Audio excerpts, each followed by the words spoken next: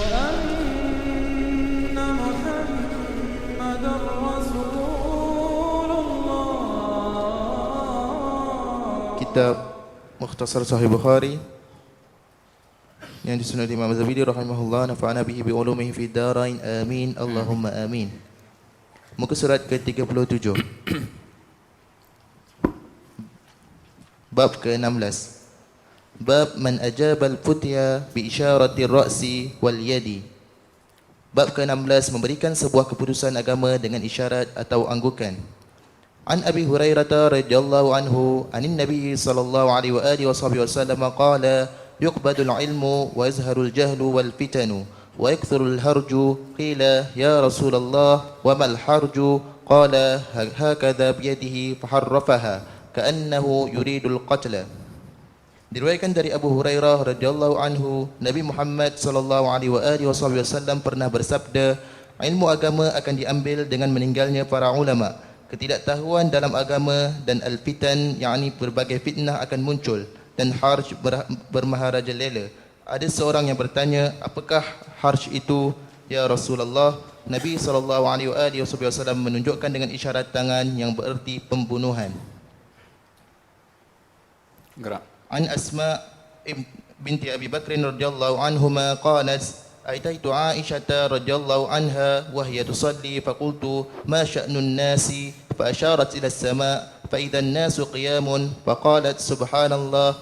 Qultu ayatun fa asharat bi ra'siha ay na'am. فقمت حتى علاني الغشي فجعلت أصب على رأس الماء فحمد الله عز وجل النبي صلى الله عليه وآله وسلم واثنى عليه ثم قال ما من شيء لم أكن أريده إلا رأيته في مقامي هذا حتى الجنة والنار فأوحي إلي أنكم تفتنون في قبوركم مثل أو قريبا من فتنة المسيح الدجال يقال ما علمك بهذا الرجل فأما المؤمن أو الموقن فيقول هو محمد هو رسول الله جاءنا بالبينات والهدى فأجبناه واتبعناه هو محمد ثلاثا فيقال نم صالحا قد علمنا إن كنت لموقنا به وأما المنافق أو المرتاب فيقول لا أدري سمعت الناس يقولون شيئا فقلته.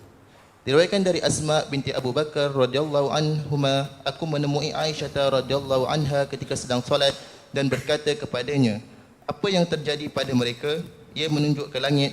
Aku melihat masjid dan melihat orang-orang sedang salat.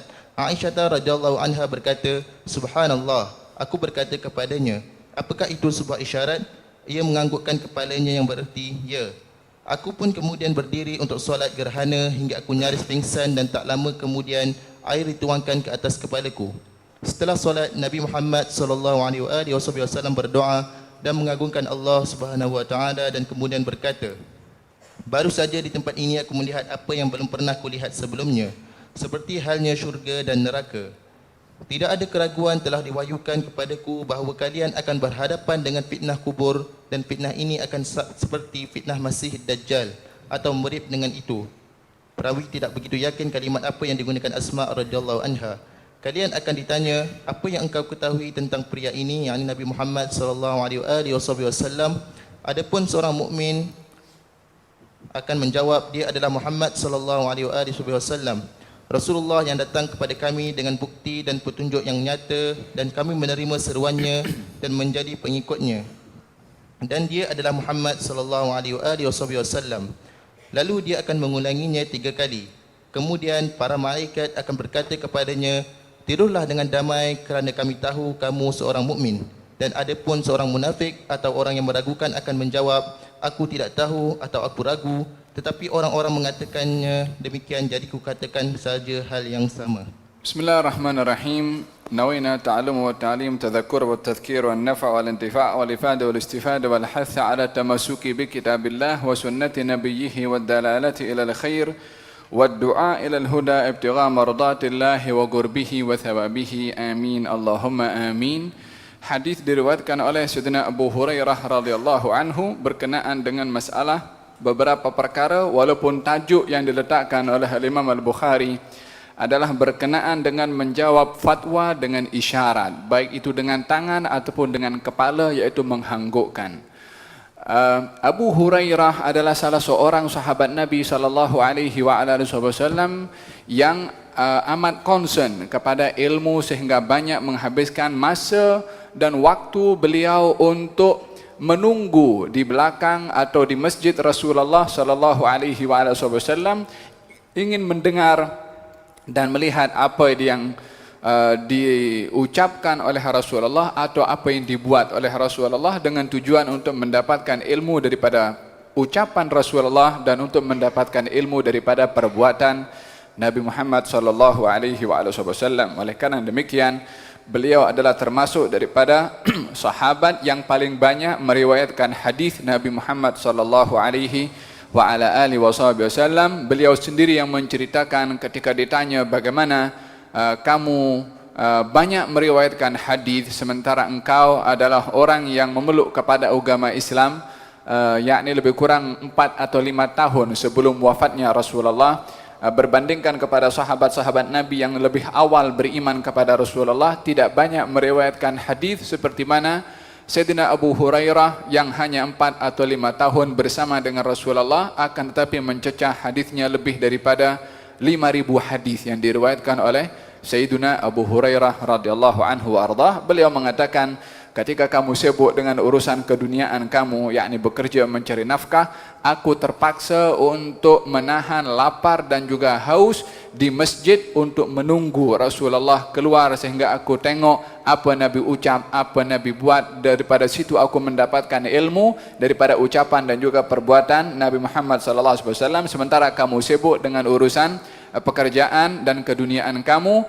Ini adalah pengorbanan daripada Sayyidina Abu Hurairah untuk mendapatkan ilmu daripada Rasulullah. Lebih-lebih lagi beliau adalah orang yang pernah mendapatkan doa daripada Nabi SAW untuk menghafal ilmu dan tidak lupa. Dalam majlis baginda Rasulullah mengatakan, siapa yang mahu didoakan untuk mendapatkan banyak hafazan dan juga tidak lupa, maka Abu Hurairah membentangkan kainnya atau selendangnya, maka didoakan oleh Nabi SAW. Lalu kemudian diambil oleh Abu Hurairah. Lepas itu ada orang lain datang, ya Rasulullah, aku nak juga. Kata baginda Rasulullah, "Qad sabagaka al-ghulamud Dausi." Telah mendahului kamu budak daripada Ad-Daus. Yakni siapa? Abu Hurairah itu sendiri. Dah sejuk dah, orang kata. Tawaran itu awalnya datang daripada Rasulullah. Siapa yang cepat dapat, yang lambat khalas tak dapat dah. Kata baginda Rasulullah, sabagaka ghulam Ad-Dausi, yakni Abu Hurairah mendahului. Oleh sebab itu beliau termasuk daripada orang yang paling banyak meriwayatkan dan juga hafazannya adalah banyak daripada hadis Nabi Muhammad SAW.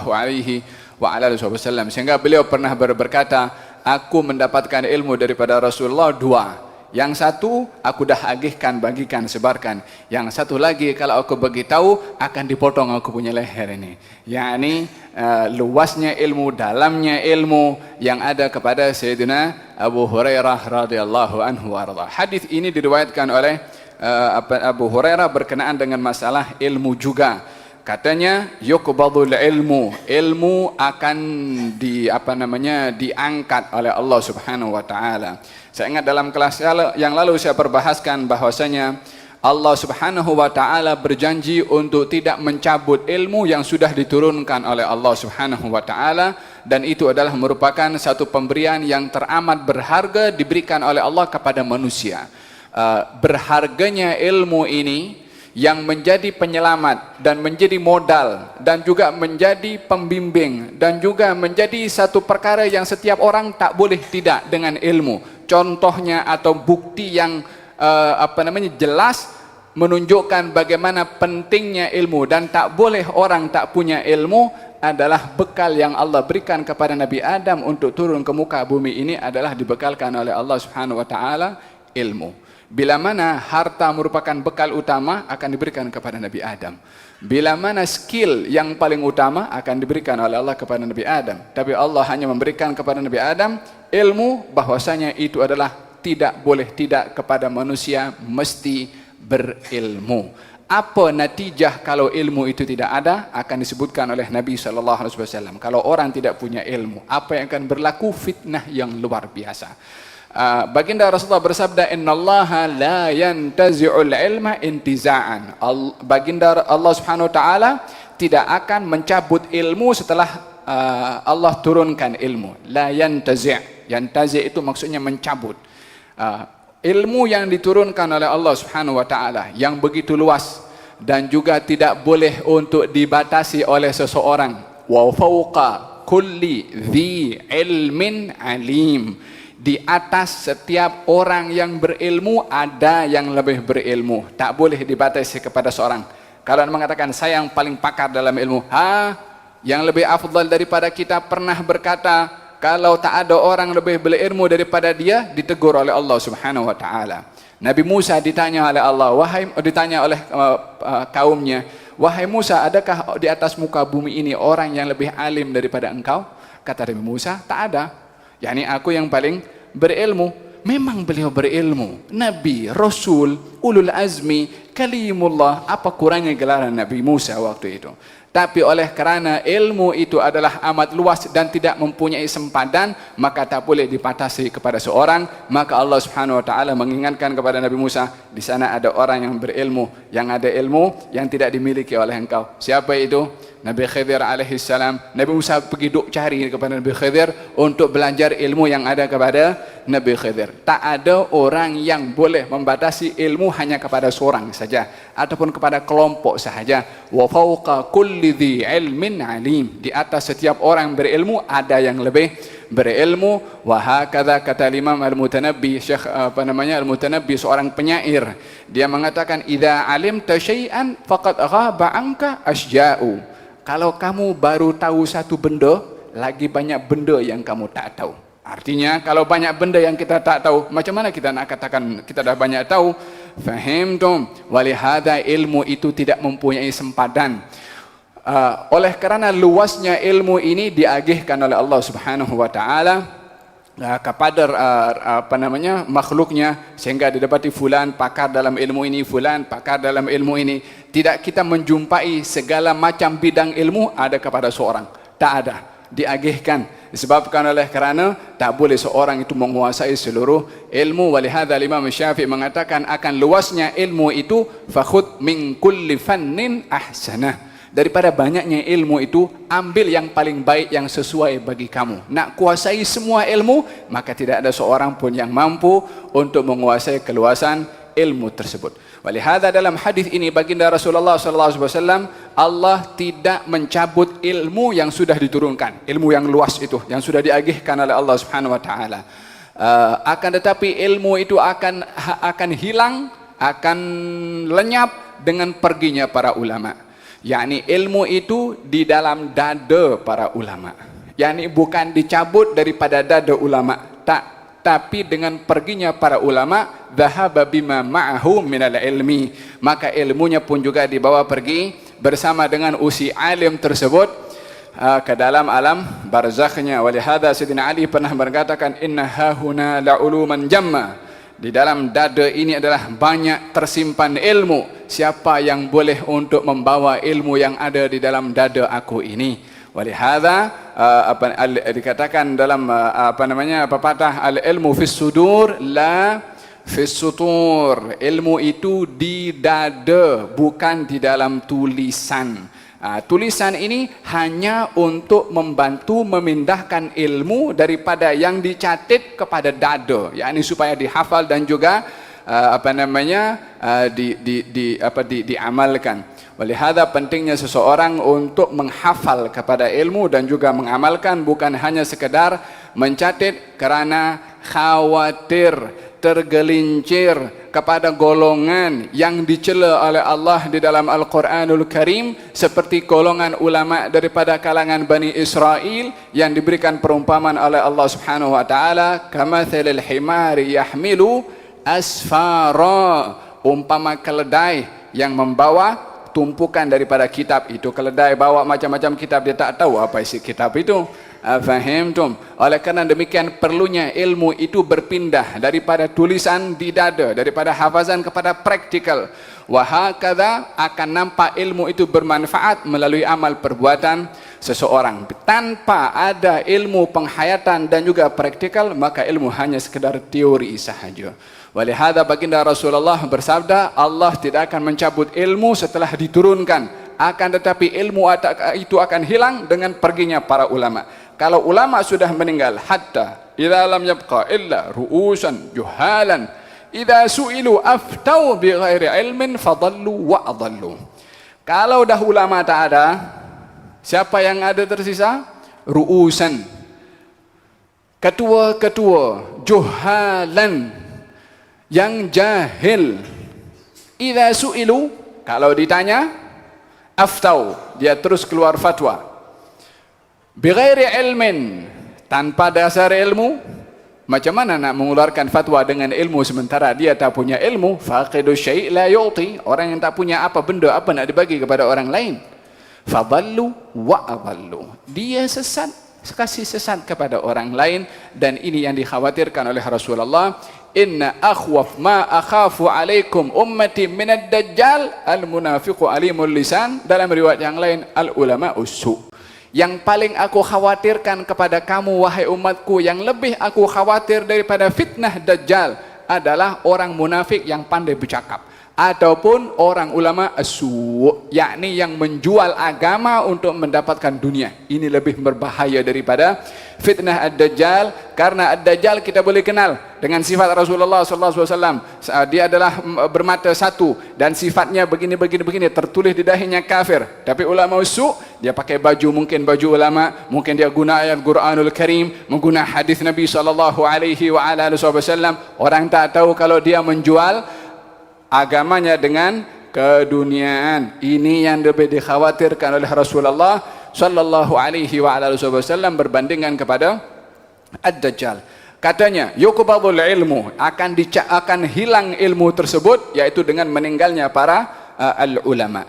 Bila mana Nabi menyentuh dalam hadis ini, ilmu akan dicabut, akan diambil, tapi bukan diambil langsung ilmu itu oleh Allah, akan tetapi dengan meninggalnya para ulama. Dengan kata lain, Nabi mengisyaratkan selagi ada ulama di tempat kamu, jangan diabaikan untuk kamu tidak belajar sebelum kamu kehilangan kepada ulama tersebut, sehingga tak ada orang yang nak jadi rujukan mendapatkan ilmu, sehingga orang akan menjadi jahil. Sehingga tidak menjumpai kecuali orang-orang yang jahil, yang ilmu itu diambil daripada orang yang jahil. Apa yang didapat daripada orang yang jahil kalau bukan kejahilan juga yang ramai di zaman kita sekarang ini. Perkara ini adalah berlaku sebagaimana telah disabdakan oleh Nabi SAW. Idan, Nabi memberitahukan ilmu itu dicabut, artinya adalah dengan perginya para ulama, ilmu itu akan dibawa oleh ulama tersebut, artinya akan hilang. Yang kedua adalah selagi ulama masih ada, sebelum ajal datang kepada mereka, kamu yang bukan ulama, kamu wahai manusia yang perlu ilmu, ambil peluang untuk mengambil ilmu daripada para ulama. Sebelum satu hari kamu perlu, kamu tak jumpa nak kembali kepada siapa, bekalilah diri kamu dengan mengambil ilmu daripada para ulama. Natijah kalau ilmu ini tidak ada, hasil kalau ilmu itu sudah terpendam bersama dengan para ulama, apa yang akan terjadi? Yadharul al-jahlu, akan zahir. Bila mana disebutkan zahir, dia akan ketara, nampak, jelas. Dia bukan hanya lahir, tapi zahir. Kalau lahir masih baru, tapi zahir nampak, yakni akan lebih mewarnai kepada zaman. Dengan kejahilan, dengan perginya para ulama, dengan ketiadaan orang-orang yang berilmu, akan nampak kejahilan. Yadharul jahlu, kalau ilmu tidak ada, akan lahir, akan muncul merajalela kejahilan. Lalu apa lagi akan muncul? Al-fitan, fitnah. Jahil akan mewarnai zaman, fitnah akan merajalela di satu zaman bila mana ilmu tidak ada. Bila mana para ulama sudah tidak ada, baru dua perkara ini akan merajalela di mana-mana. Bukankah di zaman kita sekarang pun kita nampak bagaimana keadaan kejahilan dan juga fitnah yang berlaku? Puncanya daripada mana? Lenyapnya ilmu. Apa sebab ilmu lenyap? Disebabkan oleh kerana hilangnya para ulama dan juga kealpaan umat manusia untuk mengambil manfaat daripada mereka para ulama. Selagi masih diberi kehidupan oleh Allah, ramai manusia tidak mengambil iktibar, belajar kepada mereka para ulama. Kecenderungannya adalah banyak kepada hal keduniaan, maka berlakulah apa yang berlaku di zaman kita sekarang. Kejahilan, dan juga yang kedua adalah fitnah. Bukan hanya fitnah saja, sudahlah jahil. Tengok, sebabnya saja ilmu tidak ada. Jahil akan mewarnai umat manusia, akan ramai orang-orang jahil, sehingga perkara-perkara yang simpel pun ramai daripada umat Islam yang tidak tahu. Perkara yang basic ramai daripada umat Islam yang tidak tahu. Berapa ramai daripada umat Islam yang tahu tahu secara detail tentang masalah yang berkaitan dengan masalah ibadah, bersuci ataupun hal ehwal pernikahan, masalah perceraian, yang kehidupan rumah tangga selalu bila mana berlaku perkara-perkara yang menguji kepada keluarga tersebut, mudahnya lelaki itu untuk melafazkan cerai berkali-kali, tapi pada akhirnya dia pun bersama lagi. Tidak menimbang kata-kata yang keluar itu adalah berkaitan dengan hukum hakam syarak yang datang daripada Allah Subhanahu wa taala. Sebab apa? Jahil. Sebab apa jahil? Tak belajar dengan para ulama. Walihada yadhhar al-jahlu. Kejahilan akan merajalela. Yang kedua, fitnah. Yang ketiga adalah wayakthur al-haraj atau al-harju. Akan banyak merebak al-harju. Apa itu al-harju wahai Rasulullah? Ini al-harju bahasa Habasyah, Ethiopia. Kata baginda Rasulullah sallallahu alaihi wasallam, hakadha biyadihi faharrafaha. Nabi memberikan isyarat arti al-harju dengan tangan. Memberikan isyarat jawaban yang disoal kepada Nabi dengan isyarat.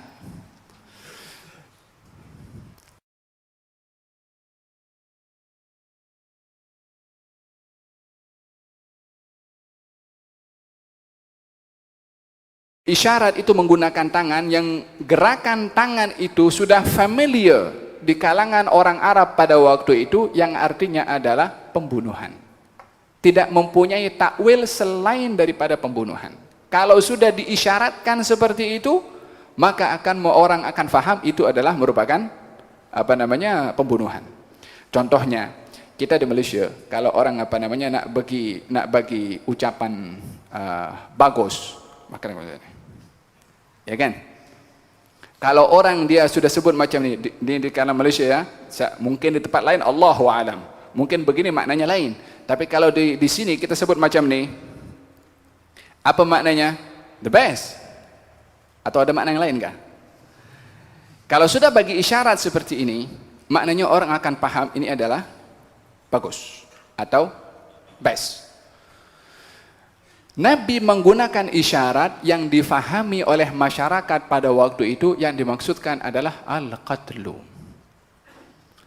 Kenapa Nabi bagi isyarat? Nak sebut itu berat. Kalau boleh jangan berlaku, tapi itu yang akan berlaku juga. Sehingga Nabi menyentuh dengan isyarat. Yang isyarat itu difahami oleh para sahabat. Yang artinya adalah al-qatlu. Ini pembunuhan. Setelah fitnah, setelah jahil, puncanya adalah meninggalnya para ulama. Puncanya adalah bila mana ilmu tidak dicari, bila mana ilmu agama diabaikan. Secara khusus ilmu yang dimaksudkan di sini adalah ilmu yang berkaitan dengan agama, bukan ilmu yang lain. Disebabkan semua ilmu, tak kira ilmu apa saja, engineering, ekonomi, manajemen, apa saja, semuanya perlu kepada ilmu agama. Disebabkan ilmu agama ini yang akan membimbing kepada orang yang punya kepakaran dalam pelbagai ilmu, macam mana nak gunakan ilmu tersebut. Orang yang pakar dalam ilmu atom, kalau dia tak mempunyai latar belakang agama, rasa takut kepada Allah, akan digunakan bom atom itu untuk hancurkan negara orang.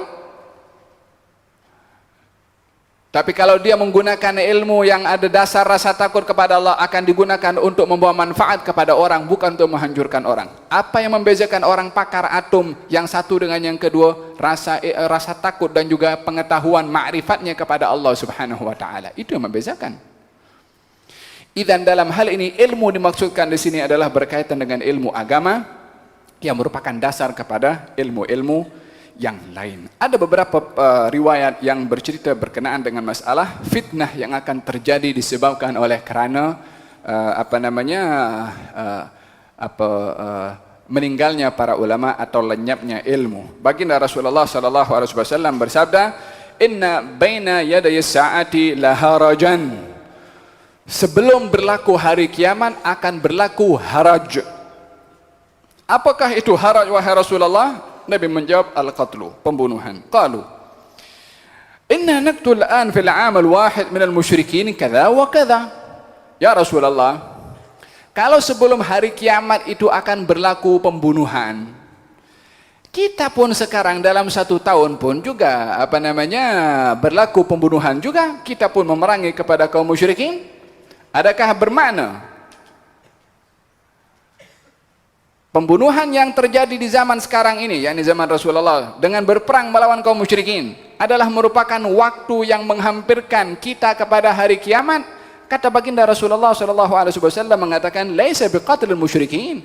Saya tak cakap tentang masalah pembunuhan itu membunuh kepada orang musyrik. Lah, bukan. Tapi pembunuhan antara kamu dengan kamu. Sehingga seorang membunuh kepada saudaranya, kepada jirannya, kepada anak, kepada bapak saudaranya. Yakni saling berbunuh sesama siapa? Umat Islam. Kita punya realiti sekarang peperangan yang ada. Siapa lawan siapa? Satu, Allahu Akbar. Sebelah sana, Allahu Akbar. Siapa yang sebetulnya menegakkan kalimat la ilaha illallah? Dua-dua sebut Allahu Akbar. Dua-dua pun terkadang salat. Lalu siapa yang dimaksud? Dikatakan musyrik. Memang bukan musyrik. Idzan kata baginda Rasulullah sallallahu alaihi wasallam, ditanya balik, "Ya Rasulullah," ini sahabat tak percaya. Bukan tak percaya, yakni takjub. Macam mana boleh saling berbunuh sesama umat Islam? Katanya, "Wa ma'na uquluna dzalika al-yawm?" Ya Rasulullah, ketika fitnah berlaku pembunuhan antara orang Islam dengan orang Islam nanti sebelum berlakunya hari kiamat, mereka sedar, mereka ada akal? Yakni maksudnya, adakah mereka tahu apa yang mereka buat? Adakah mereka tahu dalam ilmu agama apa hukum membunuh kepada orang Islam yang lain? Bukan maksudnya berakal di sini waras atau tidak waras. Kata baginda Rasulullah, la. Mereka tak guna akal. Tidak dikatakan mereka tidak berakal. Tidak dikatakan mereka itu gila. Tak, akalnya ada, tapi tak diberguna. Macam mana tidak diberguna? Tidak diisi dengan ilmu. Sehingga akalnya diisi dengan informasi yang lain. Apa kata baginda Rasulullah? Tunza'u ugul akthar dhalika zaman. Akal orang-orang waktu itu akan diambil oleh Allah, dicabut oleh Allah. Maknanya apa? Ramai ulama yang sudah meninggal dunia sehingga tersisa orang punya akal tapi tak berisi dengan ilmu. Ada akal waras tapi tak punya ilmu, sehingga tidak dapat membezakan yang mana hak, yang mana batil, yang mana ma'ruf, yang mana mungkar, yang mana jihad, yang mana ini pembunuhan sesama orang Islam. Apa yang menyebabkan mereka buta? Tak punya ilmu. Perumpamaannya adalah orang yang berjalan di waktu malam. Walihada kata baginda Rasulullah, Nabi bersabda, akan datang satu zaman nanti fitnah kalailil mudlim. Umpama malam yang menggelapkan. Sudahlah malam, menggelapkan lagi. Malam itu sudah gelap kan? Tapi Nabi kata menggelapkan. Sebab apa? Gelapnya fitnah sehingga orang tidak dapat membezakan yang mana betul, yang mana salah, sehingga kegelapan semakin gelap, orang tak tahu apa nak buat. Sehingga dalam beberapa hadis yang lain Nabi lebih detail, orang yang bunuh orang lain dia tak tahu apa pasal dia bunuh. Letak saja bom dibagi tahu, ini kalau letak meletupkan sini kita masuk syurga nanti. Bagi tahu macam tu, dia tak belajar. Entah daripada mana dia dapat itu informasi itu, dia pergi letakkan bom. Sebab apa? Al-jahlu, jahil. Dan tidak ada orang yang boleh mengisi dengan ilmu yang benar, maka informasinya pun jadi salah. Kata baginda Rasulullah, tunza'u ugul akthar dzalika zaman, akan diambil akal orang yang ramai pada zaman itu. Artinya meninggalnya para ulama dan ada sisa orang-orang yang tidak mempunyai ilmu. Wa yakhluf lahu, dan akan menggantikan orang-orang yang diambil oleh Allah Subhanahu wa taala, yakni para ulama. Siapa? Habaun minan nas. Haba itu orang-orang yang tak bernilai, yakni yang tak ada harganya. Siapa mereka? Orang yang tidak berilmu, bila mana melantik dirinya sebagai seorang berilmu mengeluarkan fatwa. Bukankah di zaman kita sekarang orang terbawa dengan informasi-informasi pergi berjihad, itu pergi ke mana negara yang nak mendirikan sebuah negara Islam, informasinya adalah ini jihad. Siapa yang kata jihad? Ulama mana yang kata jihad? Adakah ini ijma' ulama semua dunia mengatakan itu jihad? Ataupun segolongan saja yang tak berilmu mengatakan ini jihad? Orang pun terbawa juga. Bukankah dari Malaysia pun ada pergi juga? Bukankah daripada Indonesia pun pergi juga? Apa tujuan mereka datang? Nak berjihad. Tujuannya adalah baik, tapi karena menerima informasi daripada orang yang tidak betul, fadallu wa adallu. Yang memberikan fatwa sesat, yang kena fatwa sesat juga. Fahimtum? Bukankah ini yang berlaku di zaman kita sekarang? Al-haraj. Berapa orang yang mati setiap hari di negara-negara Islam yang berlaku pergolakan sekarang? Disebabkan oleh karena tidak merujuk kepada para ulama. Ini yang Nabi bagi tahu. Wa yakhluf haba'un minan nas la ugula lahum, akan menggantikan orang yang berilmu ulama tadi, golongan orang yang tidak bernilai di sisi Allah, yang tak punya akal. Artinya apa? Tak punya ilmu. Tapi pakaiannya pakaian berilmu, pakai serban mungkin pakai baju nampak pakaian ulama mungkin. Tapi tong kosong nyaring bunyinya. Tahu itu pepatah? Tak ada apanya, tapi ramai orang yang dia karena nyaringnya bunyi tong itu, jadi mereka terbawa dengan fatwa tersebut. Ini hadis yang pertama. Hadis yang kedua, baginda mengatakan yang dimaksudkan al-haraj itu, yakni fitnah yang terjadi adalah pembunuhan dan juga dusta. Bukankah orang berdusta dengan agama sekarang? Bukankah untuk meraih satu matlamat tertentu, mempergunakan agama dengan berdusta pun kepada agama? Kita duk baik buat jujur-jujur tak sampai-sampai, baik kita dusta saja. Yang penting kita nak tegakkan kepada agama. Siapa kata menegakkan agama dengan berdusta? Adakah Allah Subhanahu wa taala sudah tidak lagi berupaya menyediakan wasilah yang benar untuk Islam ini adalah dipegang oleh seluruh umat manusia, sehingga umat Islam berpegang dengan cara yang tidak benar? Dengan dasar kita cuba buat yang benar tapi tak boleh berjaya juga. Dan dalam hal ini kata baginda Rasulullah, al-harju itu adalah al-qatl wal kadhib, pembunuhan dan juga dusta. Kata Sayyidina Abdullah mengatakan, idza fasha al-kadhib kathura al-haraj. Kalau dusta merajalela, maka fitnah dan pembunuhan akan merajalela. Kata baginda Rasulullah dalam hadis yang lain, takunu fitnatun, akan berlaku satu fitnah. Keadaannya, an-naim fiha khairun minal muttaji'. Bila mana fitnah itu terjadi, kata baginda Rasulullah, orang yang tidur lebih baik daripada orang yang berbaring. Orang kalau tidur dia pejam mata tak sedar, tapi orang berbaring dia buka mata, dia sedar. Yang tidur lagi lebih baik daripada yang berbaring. Yang kedua, wal muttaji'u fiha khairum minal qa'id. Yang baring keadaannya lebih baik daripada yang duduk. Wal qa'idu fiha khairum minal qa'im. Yang duduk lebih baik daripada yang berdiri. Wal qa'imu fiha khairun minal mashi. Yang berdiri lebih baik daripada yang berjalan. Yang berjalan lebih baik daripada yang berlari. Yang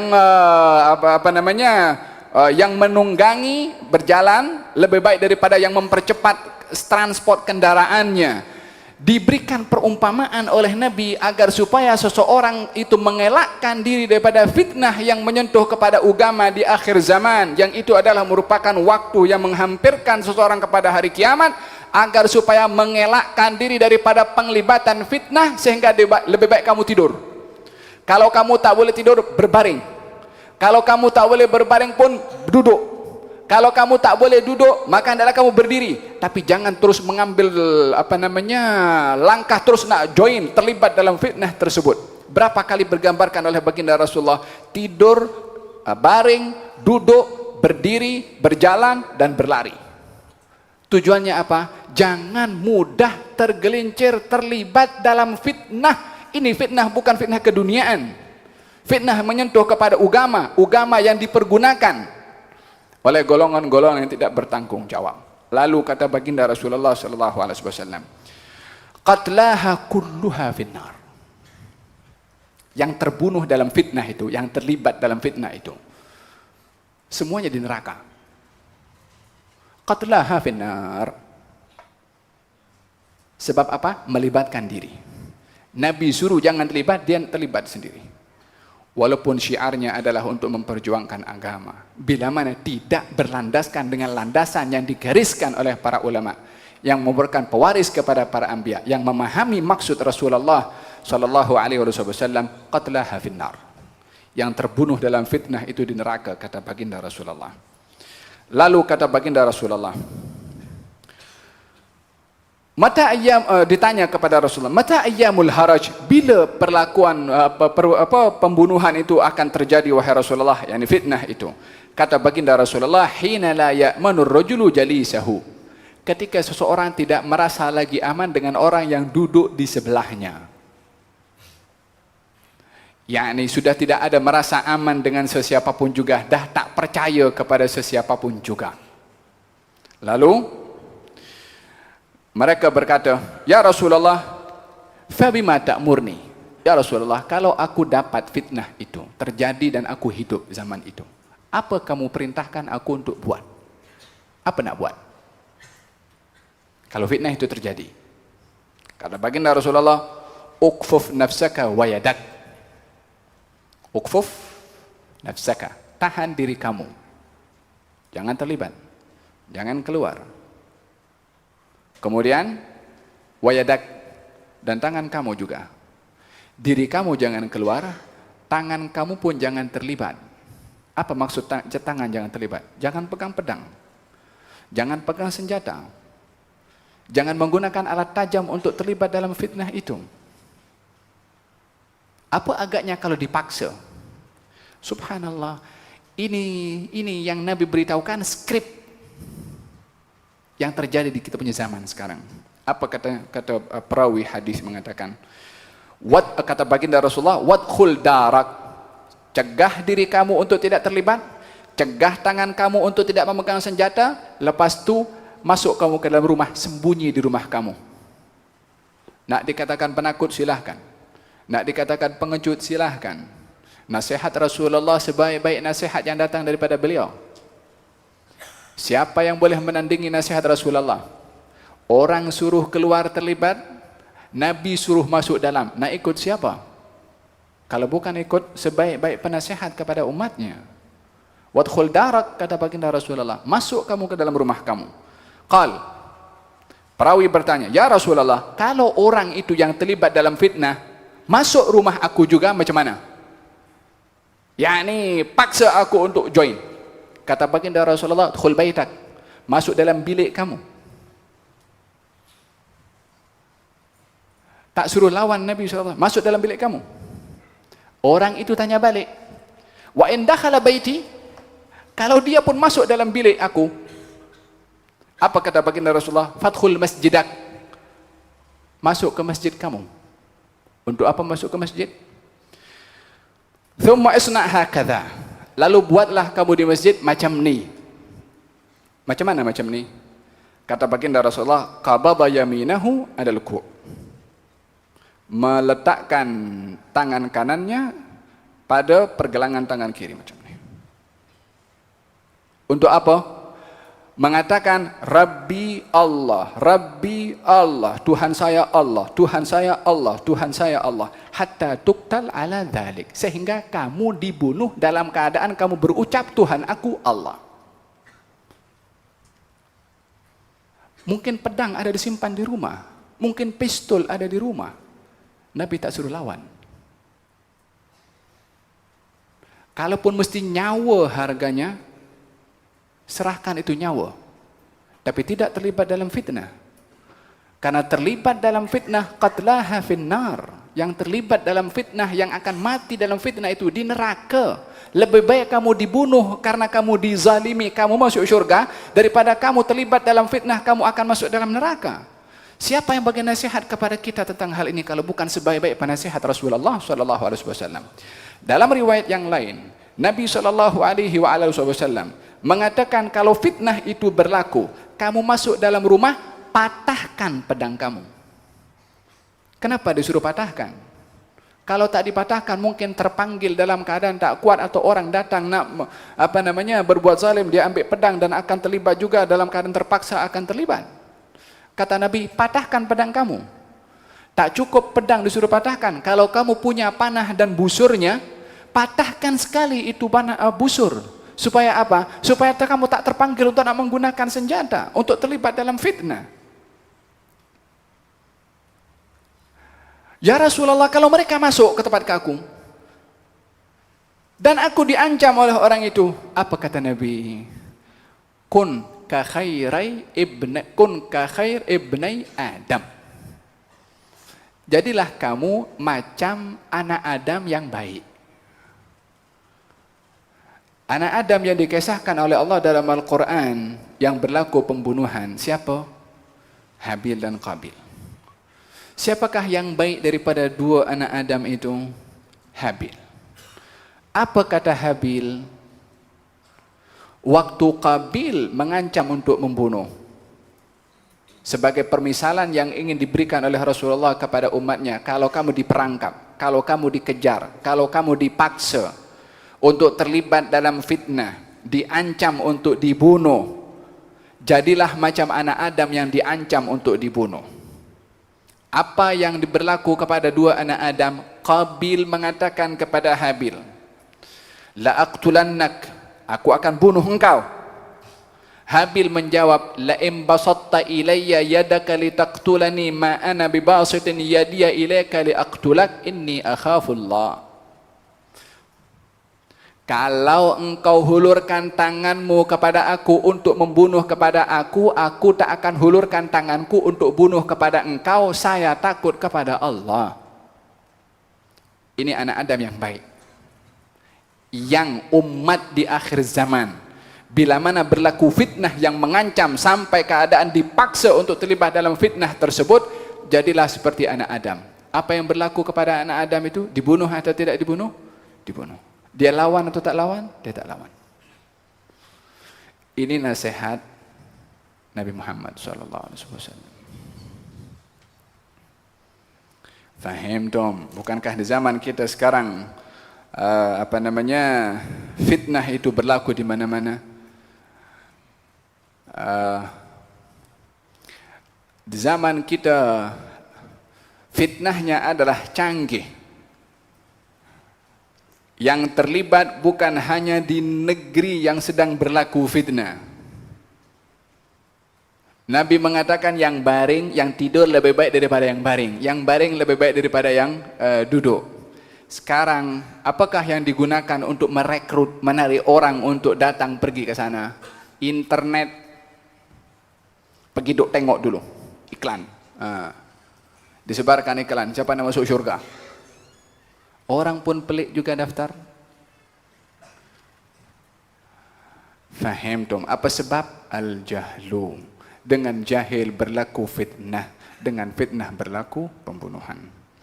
Idzan fasyahid daripada hadis ini adalah Nabi SAW memberikan isyarat dengan tangannya tentang jawaban yang ditanya kepada Rasulullah. Apakah itu al-harju ya Rasulullah? Nabi jawab dengan isyarat. Artinya bahasa isyarat itu juga adalah bahasa yang boleh digunakan pakai. Bukankah kalau ketika tengok berita tu ada yang apa namanya macam tu, ya kan? Bahasa isyarat juga dalam perkahwinan pun sah akan hukum akad ijab dan qabul daripada orang yang menggunakan bahasa isyarat kalau tak boleh untuk bercakap.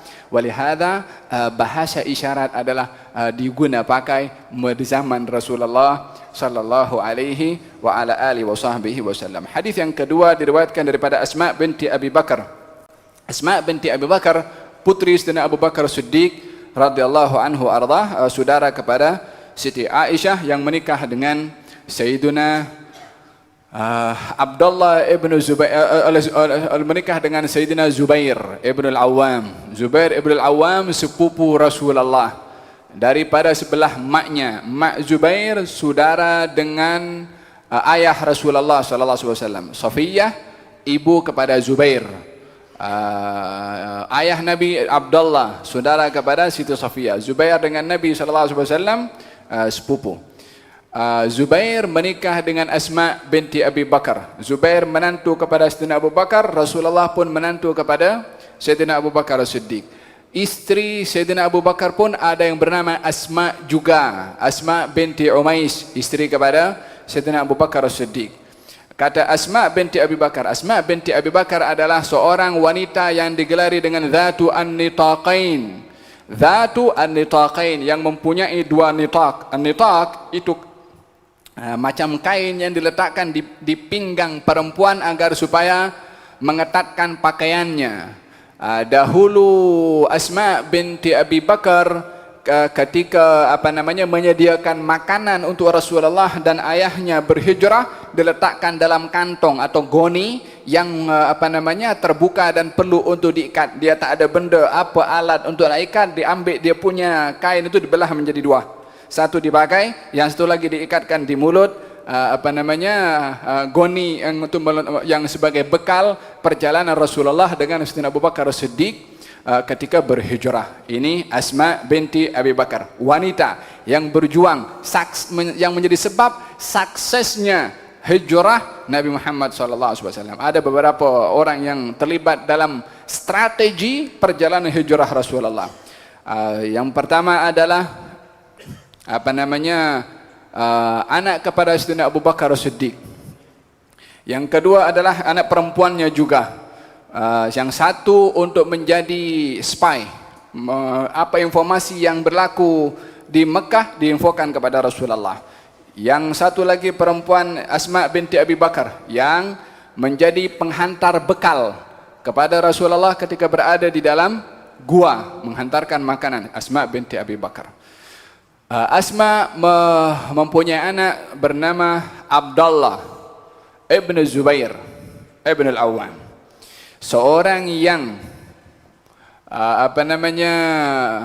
dikenal dengan kejujurannya dan kesalehannya, Abdullah ibn Zubair.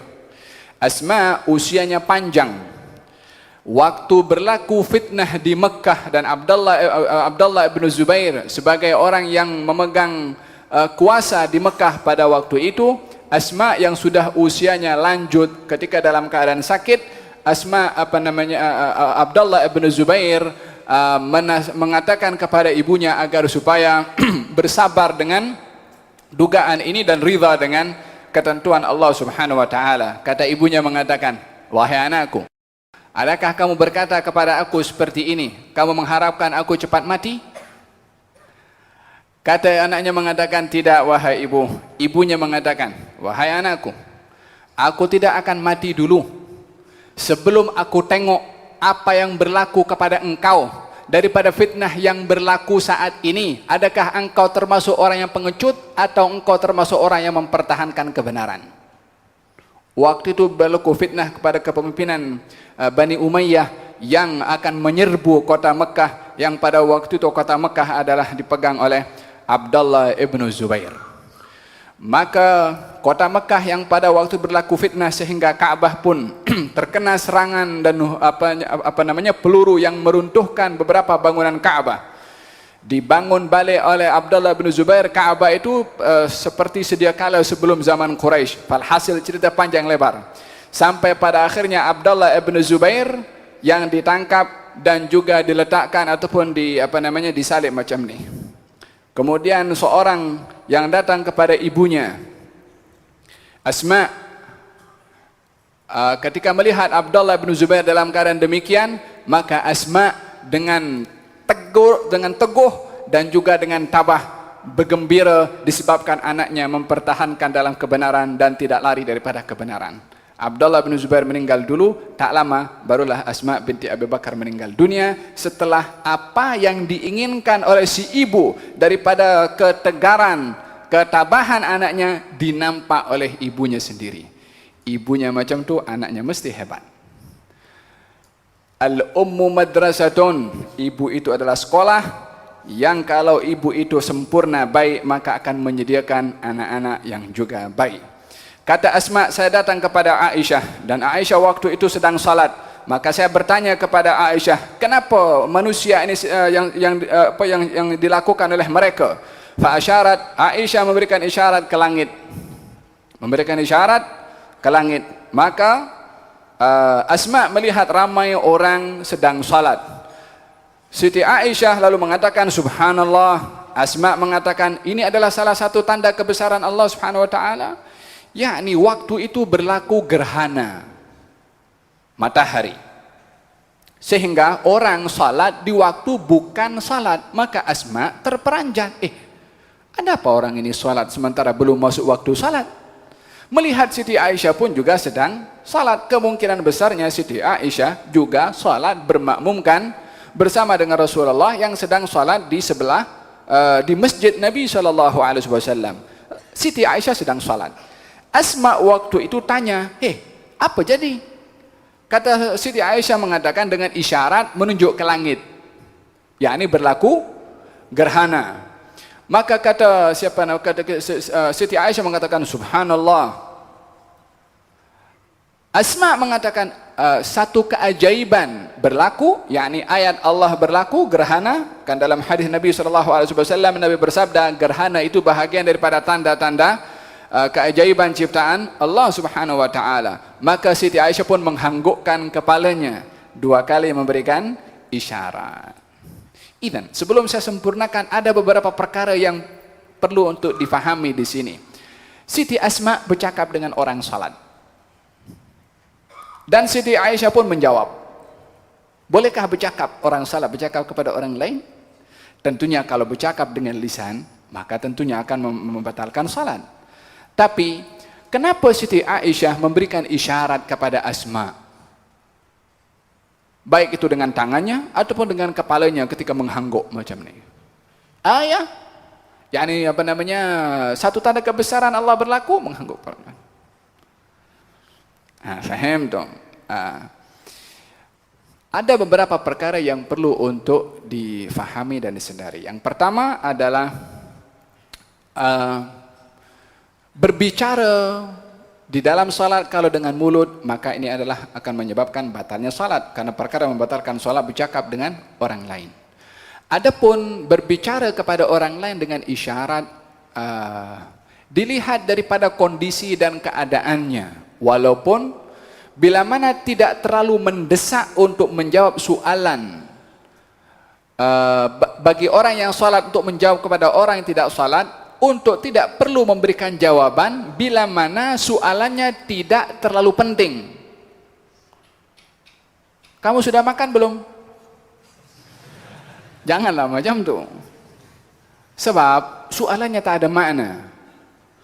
Tapi Asma bertanya kepada Siti Aisyah dan Siti Aisyah memberikan jawaban walaupun dengan isyarat, disebabkan oleh kerana saat itu memang diperlukan dengan jawaban segera supaya sebelum mereka selesai salat, Siti Asma boleh join salat.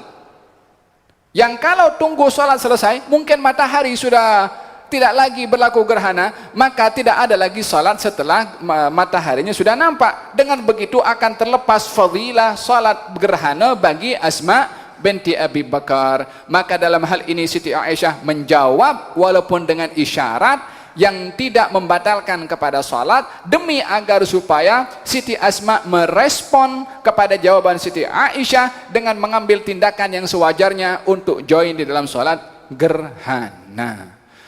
Yang kedua, Siti Aisyah mengatakan subhanallah,